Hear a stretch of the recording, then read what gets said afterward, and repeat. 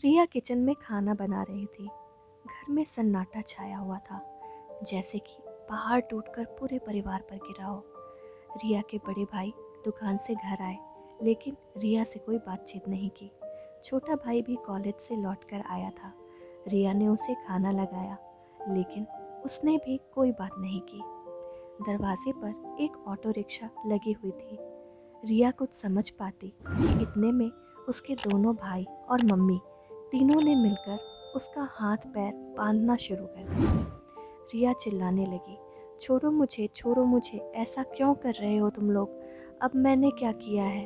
ऐसा कहकर वो चिल्ला रही थी, लेकिन यहाँ उसका कोई सुनने वाला नहीं। उसके चिल्लाने की वजह से उसका मुंह भी बांधा गया और ले जाकर के ऑटो पर ऐसे रखा गया मानो जैसे कोई किसी को किडनैप किया हो।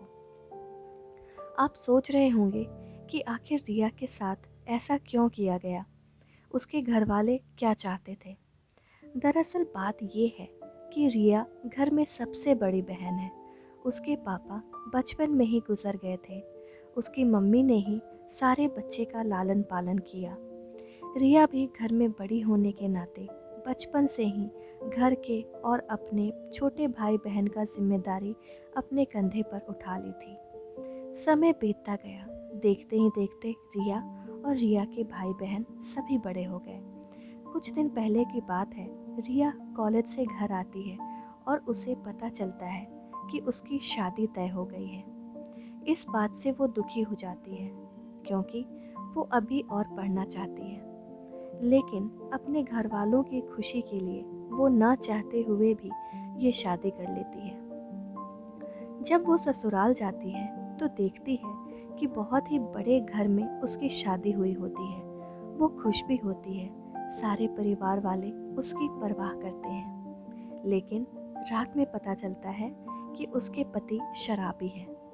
ये जानकर वो दंग रह जाती है। अब कर भी क्या सकती थी, अब तो शादी हो चुकी है। दूसरे दिन भी उसके पति पूरे दिन कभी गांजा तो कभी शराब के नशे में धुत होकर रिया के साथ ऐसा बर्ताव करते थे जैसे कि उसने कोई गुनाह किया हो। और इस चीज़ का विरोध करने पर रिया के साथ जानवरों जैसा व्यवहार किया जाता था। उसके हाथ पैर बांध करके उसके पति उसके साथ बदसलूकी करते थे। रिया को जब लगा कि ससुराल में रहना उसके लिए काफ़ी मुश्किल है, तो वो अपने मायके वालों को बुलाकर साथ में मायके आ गई। लेकिन यहाँ भी उसे चैन कहाँ, उसके पीछे पीछे उसके पति भी आ गए और यहाँ भी उसके साथ ऐसा ही व्यवहार किया गया। मायके वाले भी रिया के साथ कुछ दिन हमदर्दी जताते। कुछ दिन बाद ही पता चल गया कि रिया पेट से है, लेकिन रिया को ये बच्चा नहीं चाहिए था। उसे लग गया था कि उसका गुजारा उसके पति के साथ तो नहीं हो सकता था, वो जी ही नहीं पाएगी।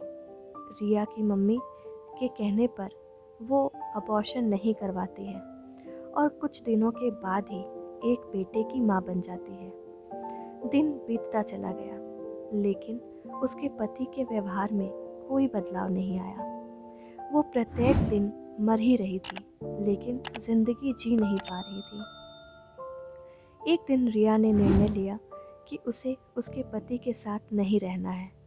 और क्या था, वो अपने बेटे को साथ लेकर अपने मायके आ गई। लेकिन शादीशुदा बेटी के मायके में रहने पर ये उसके घर वालों से ज़्यादा उसके मोहल्ले वालों, उसके पड़ोसियों को ज़्यादा खलता है। रिया की माँ को रोज़ रोज़ मोहल्ले वालों से ताने सुनने को मिलने लगे कि आपकी बेटी ससुराल छोड़ दी है। इस बात से तंग आकर कि उसकी माँ ने रिया से कहा कि तुम ससुराल वापस चली जाओ, वही तुम्हारा घर है।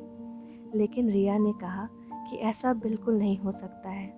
मैं आपकी खुशी के लिए शादी की, आपकी खुशी के लिए बच्चे किए, लेकिन अब उस शराबी व्यक्ति के साथ रहना संभव नहीं है।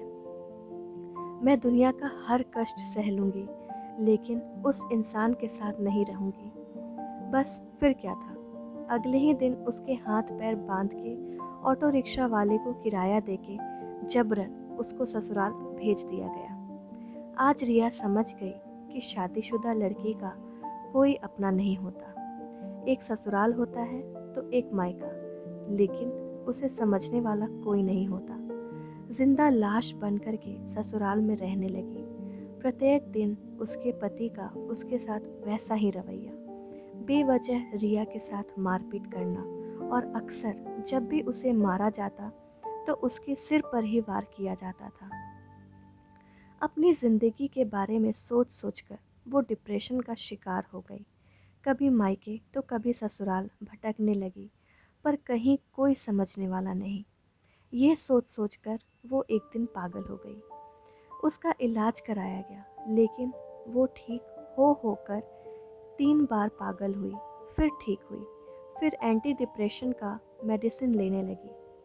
अचानक एक दिन वो अपने बेटे को अकेले छोड़कर मृत्यु को हो जाती है। रिया की मृत्यु हो जाने के बाद उसकी माँ को एहसास हुआ कि यदि समाज की बातों में, मोहल्ले के लोगों की बातों में आकर के बेटी के साथ वो भी दुर्व्यवहार नहीं करती तो आज उनकी बेटी जीवित रहती। समाज में कई प्रकार के लोग होते हैं। कुछ लोगों ने रिया की मम्मी से कहा कि रिया की दूसरी शादी करवा दीजिए, लेकिन ये बात रिया की मम्मी को अच्छा नहीं लगा। उन्होंने कहा कि रिया भले ही मर जाए, लेकिन मैं इसका दूसरा विवाह नहीं करवाऊंगी। फिर से मेरे मान सम्मान पर उंगली उठ सकती है। समाज में हमारा इज्जत कम हो सकता है। क्या रिया ने जितना कुर्बान किया आपके परिवार के लिए, उसके लिए किसी ने किया? सच ही कहा है किसी ने, घर हो या बाहर, आप जितना झुकोगे उतना ही झुकाए जाओगे। दोस्तों, हमारे समाज में आज भी बेटियों के दुख को दुख नहीं समझा जाता। अपनी झूठी शान, झूठे मान सम्मान के लिए बेटियों की बलि चढ़ा दी जाती है। बेटियों को विदा करते समय सभी के माता पिता बेटियों से यही कहते हैं कि आज से तुम्हारा घर तुम्हारा ससुराल ही है। काश किसी के माता पिता ये कहते कि बेटी, मैं तुम्हारी शादी कर रहा हूँ, इसका ये मतलब बिल्कुल भी नहीं है कि ये तुम्हारा घर नहीं है। यदि तुम्हें ससुराल में कोई कष्ट हो तो तुम बेझिझक अपने पापा के घर चली आना। मेरे लिए हमारे झूठे मान सम्मान से बढ़कर मेरी बेटी की जान है। दोस्तों, अगर ये छोटी सी कहानी आप लोगों को पसंद आई हो तो इस वीडियो को लाइक, शेयर और चैनल पे नए हैं तो सब्सक्राइब करके बेल बटन ज़रूर प्रेस कर लें, ताकि आने वाले वीडियो की नोटिफिकेशन आपको सबसे पहले मिले। इस वीडियो को पूरा देखने के लिए आपका बहुत बहुत धन्यवाद।